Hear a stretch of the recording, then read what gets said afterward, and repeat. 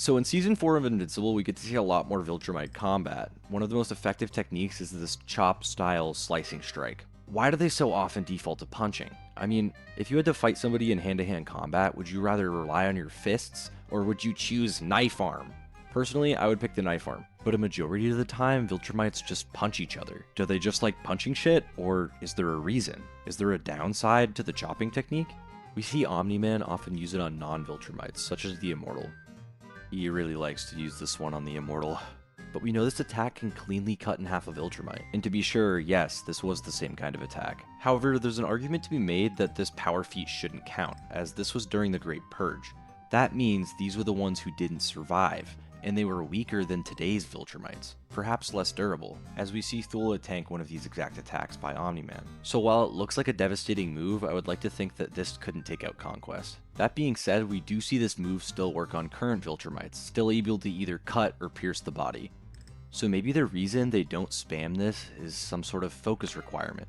Maybe you have to channel strength into your hand for a strike. However, I don't think this is the case, as we see used by Nolan against his dad, quickly changing from a punch to a stab. So if it's not about focus, then maybe Alan was right? So do they have any weak spots or anything? Yeah, their egos. That's about it.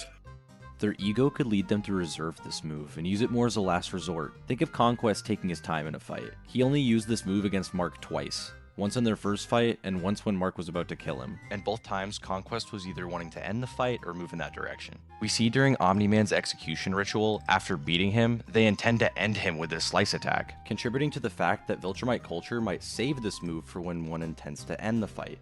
And it's pretty good at it. During the Invincible War, when Tech Jacket kills Mustache Mark off screen, we see his fingers are all broken. This kind of injury doesn't really fit Tech Jacket's attacks. Perhaps in a last-ditch attempt at ending the fight, Mustache Mark tried to stab Tech Jacket, causing his fingers to break. Given he's also from an alternate planet Viltrum, he would know how to use this attack, and it might be part of his culture. While the ego explanation works for Conquest, it doesn't apply universally. We see fights where Viltrumites throw a few of these slice attacks in combination with punches, maybe in an attempt to end the fight early.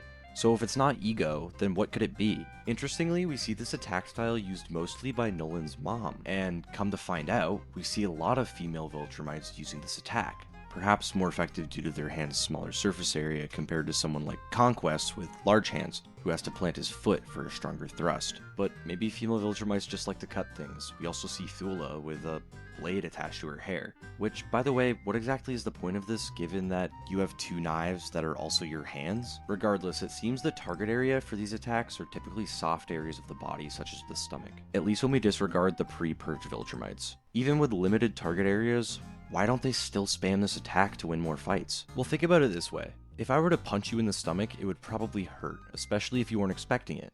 But if you knew it was coming and you would tense your muscles and brace with your core, it would cause the hit to hurt a lot less. Scaling this up to Viltrumite strength, maybe your attack can only penetrate when you take your opponent by surprise, not allowing them to brace for impact. Like when that Viltrumite planned on one-shotting Oliver before Omni-Man saves him, but when that same Viltrumite has the chance to hit him in the stomach again, he goes for a punch. This could be because Oliver was aware and braced. The Viltrumite knew this, so the only other way to stop them from keeping their muscles tense is by beating them until they're weak. Only then you can go for the stabbing blow. We see this exact same thing happen in Conquest in Mark's fight, hitting him multiple times before going for the stabbing blow. Or Viltrumites just use Mortal Kombat rules where you have to wait for their health bar to be low and then you can finish them. But at the end of the day, I think it's whatever the plot demands. Subscribe and let me know what you think in the comments.